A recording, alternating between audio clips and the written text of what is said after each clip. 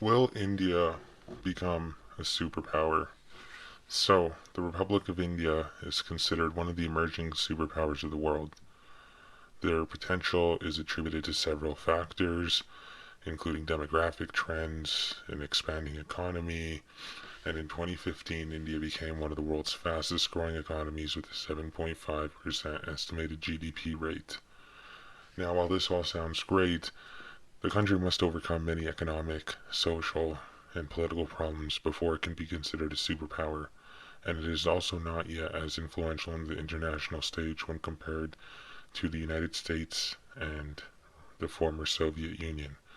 So, in this video, what I'm going to be doing is examining the factors in favor of India, reasons why they will become a superpower, reasons why they might not achieve that potential, and kind of just give my opinion on it from the perspective of an American. So, factors in favor. India lies in the cultural region of the Indian Ocean with a zone that has unprecedented potential for growth in the scale of transoceanic commerce, with many Eurasian and increasingly Afro-Asian sea trade routes passing through or close to Indian territorial waters. The subcontinent's land and water resources, though strained, are still sustaining its massive population. Possible future advantage of location: they have energy, as the world is expected to exit the fossil fuel age and perhaps the nuclear energy age, and or even the renewable energy age, or maybe even further into the fusion power age. Being in a sunny tropical belt, the Indian subcontinent could greatly benefit from a renewable energy trend as it has the ideal combination of both high solar insolation and a big consumer base density.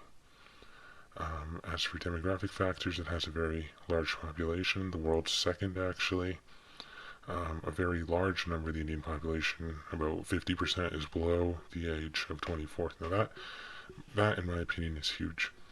Having a population of over a billion people, I believe, with half of those being under the age of 24 is insane. The potential for those people to be educated, to become skilled workers, to learn necessary skill sets to help the country thrive. That's all really, really great news for India. Um, 65% of its population is actually below 35, and declining fertility is beginning to reduce the youth dependency rate, which may provide a demographic dividend. So, in the coming decades, while some of the powerful nations will witness a decrease in workforce numbers, India is expected to have an increase. So Europe is well past its demographic window, while the United States entered its own in 1970, lasting until 2015. China entered in 1990 and will last until 2025.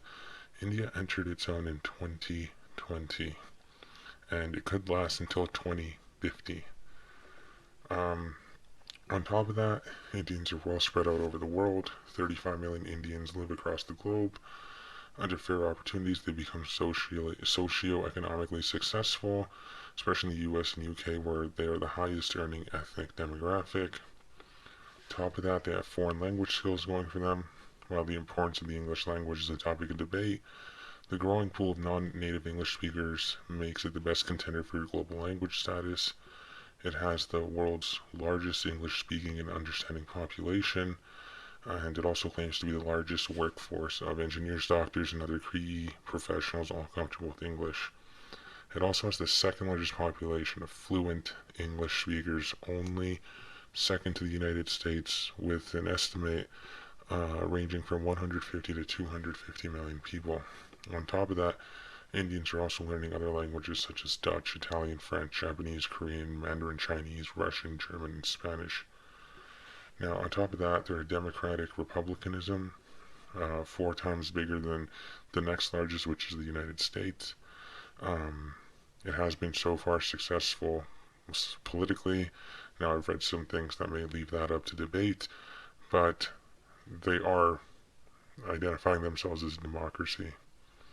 So, on top of that, they have candidacy for the Security Council, strong foreign relations. They're involved in international policies such as the non-aligned movement.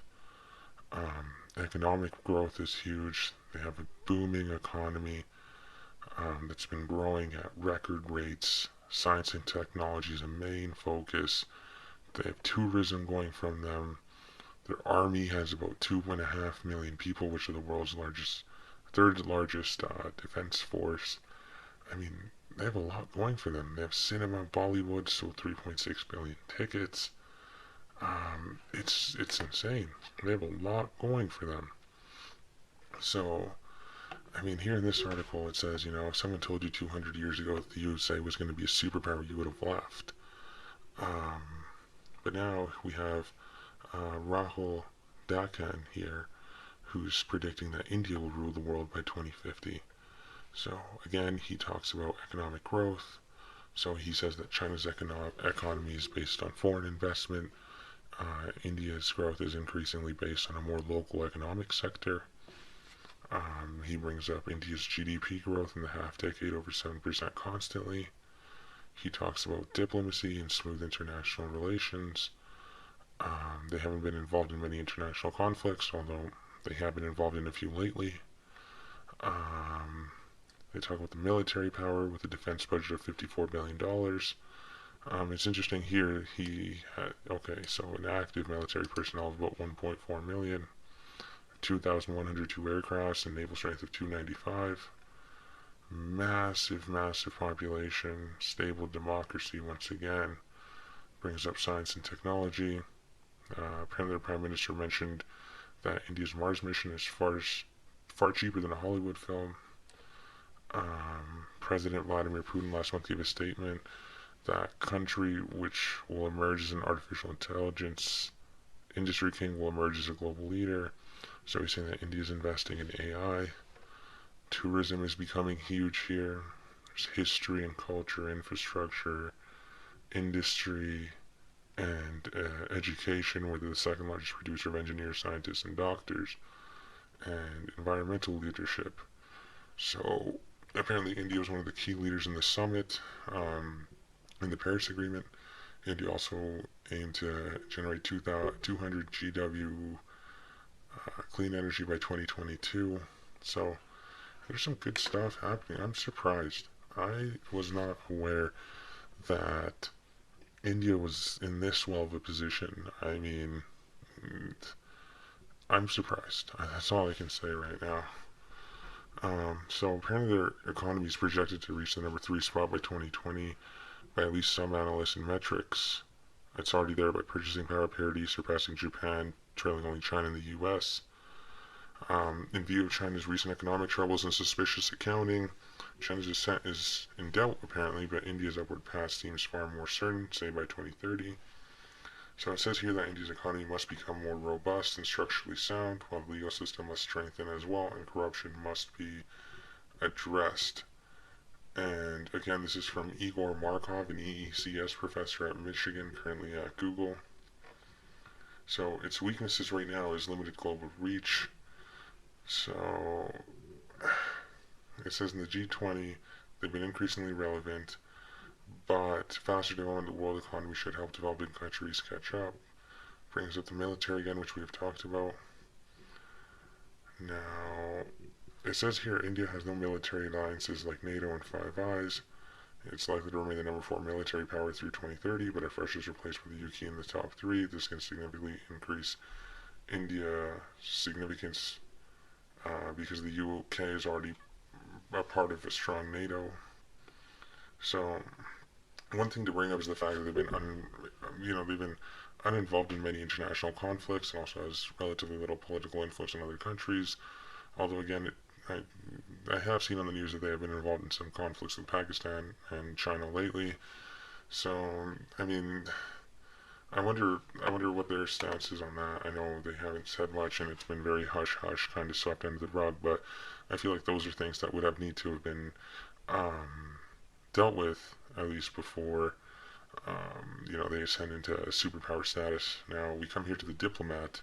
Looks like an Asia Pacific site here, and so they talk about how their prime minister came into power in 2014 and has actively pursued international relations. And it says here it's debatable how much his foreign policy activism has delivered in concrete terms, but it's brought greater vigor and enthusiasm into India's foreign policy. Now, it says that he was re-elected,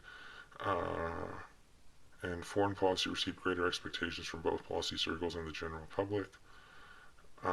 It says into his second term, they've already given overwhelming indications of a scenario in which India is losing grip over maintaining the status quo. Foreign policy challenges are mounting, and it's pitting its domestic policies against its rising superpower status. So the notion of India as a rising superpower received wider acceptance when then U.S. President Barack Obama, on his visit to India in 2010, dramatically said India is not just a rising superpower, it has already risen. I mean, see, that's the thing that I've noticed. So here we talk about domestic political concerns, bringing religion in as a criteria for the determination of citizenship. Wow. The government has egregiously undermined the considerable applicability of India's historic deals in the domestic roots of foreign policy, including pluralism and secular values. And in parallel, there has been brutal violence and the use of aggressive force and surpassing protests against the CAA. And the result of this has been opposition from different parts of the world and growing concerns on the various quarters of South Asia, as well as the UN and other human rights organizations. So, I mean, what I'm reading here is it seems like they have all the tools. They have all of the tools needed to become a superpower. They have a lot of good things working for them. But what I'm constantly seeing is these issues that they keep running into with their neighbors, Pakistan and China. I'm also reading a lot about corruption and discriminatory policies. So, if I was to create an analogy for this, it's like, you have all the tools, all the people, and all the equipment that you need to build a superpower. It just seems like perhaps the man in charge of making these tools, equipment, and people work towards that goal is not maybe the right fit. Just from what I've seen in the news and from what I'm reading, maybe they won't become a superpower right away, but under the right leadership, I mean, they definitely have the potential to do that. Let's look at BBC News. So they take an opposite stance. They don't believe that India will become a superpower. So the challenges that hold India back are Maoist insurgency, the insidious presence of the Hindu right wing, the degradation of a once liberal and upright center, the increasing gap between the rich and the poor, trivialization of media, and the sustainability of present patterns of resource consumption, and the instability and policy incoherence caused by multi-party governments. Apparently, Mr. Guha here believes that India should not even attempt to become a superpower. So he says that, in his opinion, international relations cannot be made analogous to a competitive examination. The question is not who comes first, second, or third, whether judged in terms of GDP, number of billionaires in the Forbes or Fortune's list, number of gold medals won, size of largest aircraft carrier operated, or the power of the most deadly nuclear weapon owned. He continues, we should judge ourselves not against the achievements, real or imagined, of other countries, but in the light of our own norms and ideals. We're a unique nation, unique for refusing to reduce Indianness to a single language, religion, or ideology, unique in affirming and celebrating the staggering diversity found within our borders. So he says, the late historian Dharma Kumar once said, Indians should applaud the lack of homogeneity. So instead of regarding India as a failed or deformed nation state, we should see it as a new political form, perhaps even a forerunner of the future. We're in some ways where Europe wants to be, and have done a tremendous job of reform, of repairing our damaged institutions and inventing new ones. So, I mean, again, here it looks like these two are talking about some of the policy issues, some of the internal issues, and some of the fundamental issues that probably should be taken care of before India attempts to become an international superpower. It seems like there's issues at home that need to be dealt with first, and by dealing with those issues at home first, you create a much stronger fundamental base and much more unity within the nation so that they are ready to become players on the international stage. The last thing you want to do is emerge into superpower status and then collapse due to problems at home. So here we have soac.ac.uk. There's a blog here by Jack Neenan who talks about why India will not become a superpower. So he says, when the dust settles on the rearranged global system, might India become a global superpower? My answer is no. So he says to understand why, we need to look at what it means for a state to have power. Some international relations scholars, known as neo-realists, suggest that nations are able to enhance their power by building up a range of demographic, economic, and military capabilities. Now, John Mearsheimer, a leading theorist in this school, has identified two types of power: military and latent. So if we borrow his framework, military power can therefore be measured by using existing armed forces and supporting naval air forces. So dominance over land is essential because success is defined by the ability to control and conquer land. So over the past 2 decades, India has demonstrated its ability to carry out underground nuclear tests and its capability to deliver nuclear warheads. However, it does not yet utilize these newly acquired capabilities to project power effectively. Also, a large percentage of India's armed forces are stationed along the country's extensive border areas with Pakistan and China, and the inefficient allocation of military resources has limited India's power projection beyond its borders. There, he moves into domestic property. So the focus on their modest nuclear capabilities has detracted attention from weaknesses in their conventional forces. So they don't have a strong weapons manufacturing industry, so it imports an overwhelming amount of sophisticated military hardware from abroad, mostly from Russia, and their existing conventional military equipment is in severe need of modernization. Given the challenge of domestic poverty, and underdevelopment, India has simply not had the resources to enable the development of a modern military arsenal. So, because of that, it hasn't been able to assert itself on an international stage, and in international conflicts, its military has only been active in humanitarian assistance and ancillary non-combat roles. So, clearly, he says it's not at present a global power. The question that remains to be answered is whether it has the potential to become one. He talks about some signs of stagnation down here. And at the core of the argument that India will not become a global power is the fact that it faces an insurmountable demographic challenge. He says that as a result of this, there's little expectation that they will grow exponentially wealthier over time. So he says that analysis of global population trends show that over time, most likely within the next 5 years, they'll become the world's most populous nation. Now, much of this growth is taking place in only 2 states, and these 2 states are the largest and third largest states, with the 2 poor states as well, with capita income ranging from $347 US to $450 US a year. So he says that vibrant economic growth is likely to be unsustainable, and because of that, it might be becoming stagnant. Now, to give my final opinion on this, I think that it's a multi-complex issue, and I can dive deeper into this if you want me to. Just let me know in the comments. But just from a very basic level, I think that India has the potential to get there. They are in a good spot geographically. Their population age works in their favor. Size of population, their education, some of the moves they've been making all work in their favor. But at the same time, there's issues at home. When you have a population where the average income is $400 US a year, it's hard to create wealth within your own country. When you have policies that prevent people from certain religions becoming citizens, that's not what a superpower does, right? I think that, as I said before, they have all the tools. I just wonder if they have the leadership. But I wouldn't be surprised if under the right leadership that they did become a superpower. Right now, I think it's kind of a monumental moment for Indian people because China is showing a few signs of weakness. India is showing signs of growth. But I think that the Indian people need to follow the right leadership that can take them there. I don't know. Maybe I'll continue on this and turn this into a series depending on what you guys think.